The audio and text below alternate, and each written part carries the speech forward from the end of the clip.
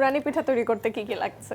এখানে চালের গুঁড়া, ধনেপাতা কুচি, কাঁচামরিচ কুচি, লবণ, ডিম, সামান্য তেল।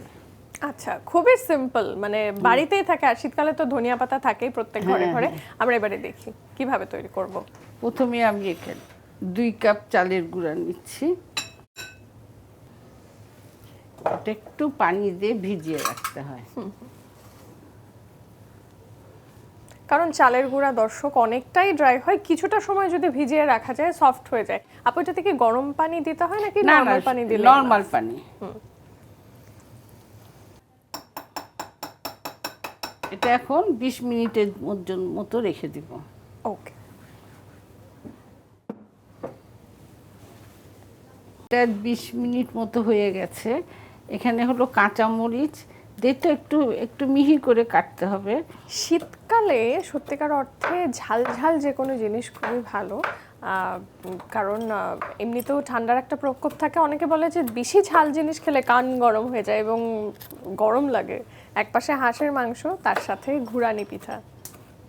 এই ঘুরানি পিঠায় হাঁসের মাংস ছাড়াও কিন্তু ভর্তা দিয়ে খায়। ভর্তা দিয়ে হ্যাঁ, খায়। যেমন মরিচ ভর্তা, সর্ষে ভর্তা, তারপরে বেগুন ভর্তা, এগুলা দিয়ে খায় রাজশাহীতে। মানে এগুলো খুবই প্রিয় সবার। এখানে মরিচটার মধ্যে দিয়ে দিলাম, তারপরে দেবো ধনে পাতা একটা পরিমাণ মতো। হ্যাঁ, তো পরিমাণ মতো, বেশিও না কমও না। ধনিয়া পাতাটাও একদম ছোট হ্যাঁ, ছোট করে কুচি কুচি করে লবণটা কেটে নিজেদের ফেলতে হবে, টেস্ট স্বাদ তেমন মতো। কিছু বেশি দিতে হয় না। তো এটা আবার ভালো করে মিশাতে হবে। আর বড় ডিম হলে একটা, যদি ছোট ডিম হয় তাহলে দুটো লাগবে, কারণ 2 কাপ আছে তো।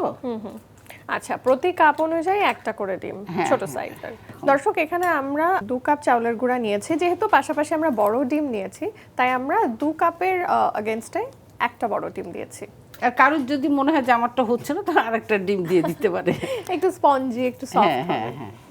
চালের গুঁড়ার এই একটা মজা, মানে যতদূর আমি আইডিয়া করতে পারছি, নিচের জায়গাটা পুরো ক্রাঞ্চি হবে, একটু পোড়া পোড়া মতন, আর ওপরটা সফট। এখন সামান্য একটু তেল, মাখা তেল, যাতে ছেড়ে আসে। হ্যাঁ, এই জন্য তাওয়াটা কিন্তু গরমই থাকবে। হ্যাঁ, এই যে এইভাবে তুলে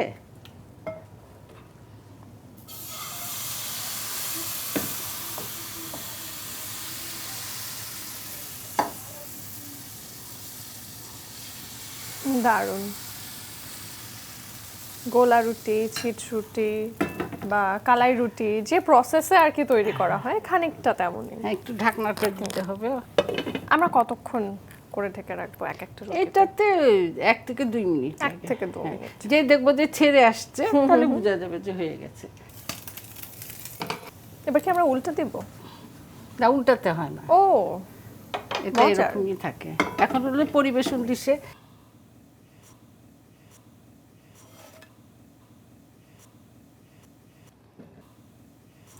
হালকা করে আবার একটু তেল ব্রাশ করে নিচ্ছি। ঘুরিয়ে ঘুরিয়ে ঘুরানি পিঠা।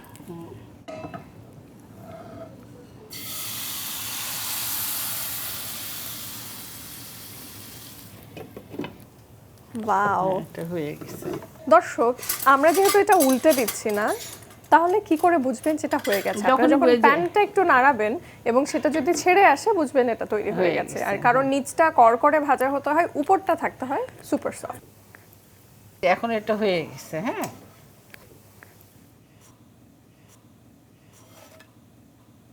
হ্যাঁ, একদম হয়ে গেছে।